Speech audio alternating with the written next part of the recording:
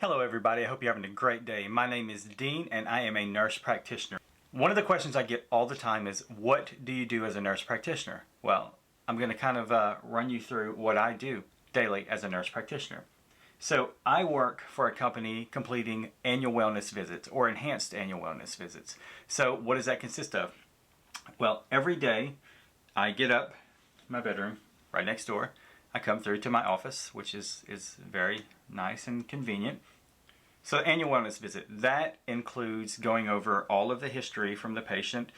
So we start out, obviously, name and date, get all their information. I go through their vital signs as much as they can provide. Obviously, since I'm not doing a physical assessment, I have to rely on them. So most of the time, they don't have their own blood pressure, stuff like that. I can get a pain assessment, but then we run through their social history. They live alone. We do their fall risk.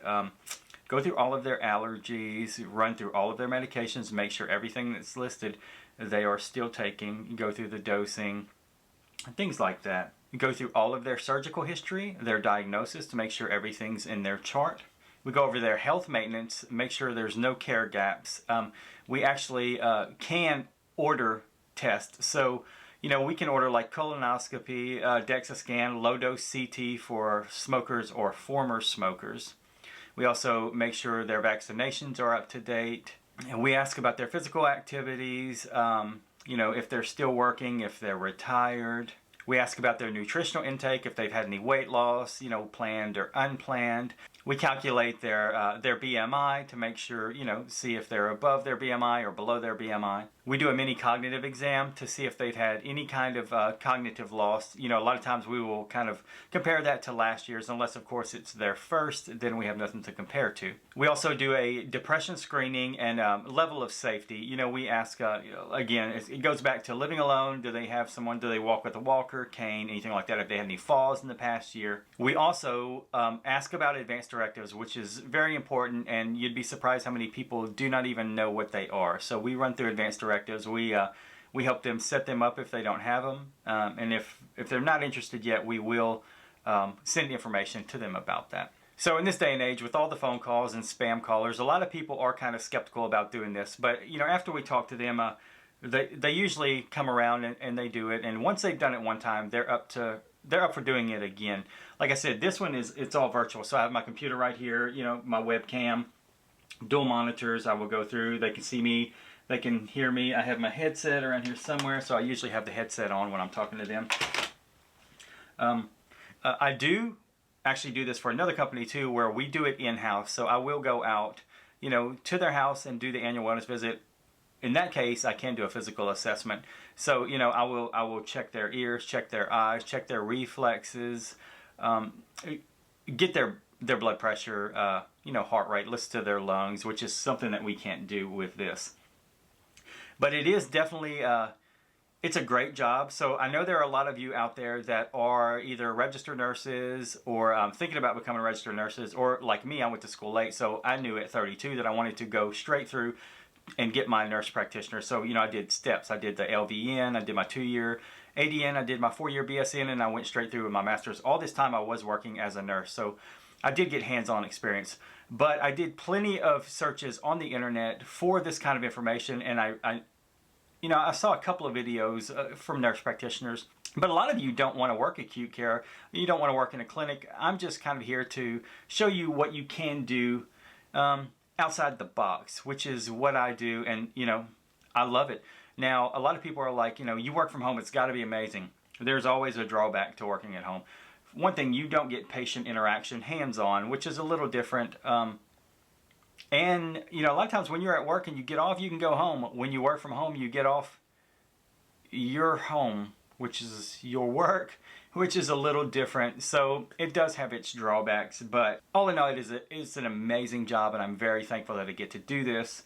And it is a growing need. There are a lot of companies that are hiring just for this. So I hope that kind of helped you get an understanding of what an annual wellness visit is, and shows you that there are jobs out there that you can do. If you guys have any questions at all, definitely drop a comment. I will check this regularly. I plan on posting more videos. And just in case you're wondering, I am a family nurse practitioner, so an FNP. Now, for those of you that are just starting out, and are wondering what it takes to become a nurse practitioner, well, first off, obviously you have to become a registered nurse. So, you can either do your 2-year or your 4-year BSN and then work on to your master's degree, which usually takes about 2.5 years. You can go through for your DNP, which is a Doctor of Nurse Practitioner, but that really, you can go in steps where you can become a nurse practitioner too, unless you just want to complete all of that in one go. And then I'm not sure exactly how many years it takes. I would imagine it would probably add another year to the 2.5. You can always get your PhD also, and that's mainly if you plan on teaching or doing research, which, at this stage, that's not what I'm interested in. So do you think you would like working from home, or would you rather be out in a clinic, doing acute care, doing chronic care? Would you like to work in a doctor's office, or would you like to be on the road? It really depends on, there's so many needs out there, and you can actually travel doing this. One of the company, or the other company that I work for doing this, I actually traveled the state last year, and I went to needs or areas with a great need, and I did in-home visits. They usually set you up in a hotel, they get you a rent car, and they pay you as a 1099 contract employee. So you are self-employed, so you have to pay your own taxes. You don't pay into Medicare or Social Security, you don't pay into anything like that. They usually don't offer any kind of insurance. As I said, you are 1099, which means that you work for yourself. The pay is great. It is stressful because you have patients cancel, and with that position, you get paid per patient. So you can have 10 set up in a day, and 3 of them can cancel. So then you're stuck, only seeing 7, and you're on the road away from your family, which is a bummer. Everything has its ups and downs. Working for a company is a lot more stable. You do get benefits, which takes out of your pay, but it's not always about pay. Believe me, I found out from doing that last year. Being with a well-established company does make all the difference in the world, and it will help you in the long run. So does this sound like something you would like to do? Let me know in the comments below. Now, when COVID ramped up, we kind of swapped around a little bit, and we had to pivot, and we swapped to doing COVID surveillance. So I actually followed patients that were being discharged from our hospital, and we followed them for a couple of weeks, and they would submit their vitals every day. And if there was anything changing, shortness of breath, dizziness, they felt like they were declining, we would actually give them a call and kind of do an assessment over the phone or a video assessment if needed. And we would kind of dictate what they needed to do, and we'd go from there. This kind of job can always add things. Like I said, pivoting is one of the major things, and you have to be good on your feet. You have to be a critical thinker, because when you work from home, you are alone. So of course you do have teams. You can reach out to your supervisors or your coworkers, but sometimes that can take a little bit. And when you're with a patient right then, you have to be able to decide and make up your own mind, it's great. That's one thing I love about this position. I know going through nurse practitioner school, it's definitely it's tough, and knowing what you want to do is one of the hardest things. You could go to school thinking that you want to go to the ER, which is what I did. You could some people know that they want to go into to work in a clinic, chronic health, acute care.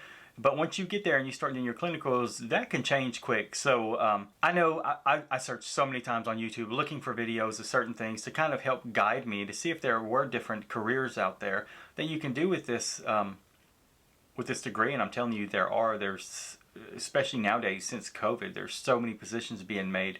Well, thanks a lot for watching this video, guys, and I hope this has helped some of you make up your mind or kind of point you in a direction. Again, if you have any questions at all, feel free to drop them in the comment box. I will check it, and I will make videos to help whatever you may need. Thanks a lot, guys. Have a good day.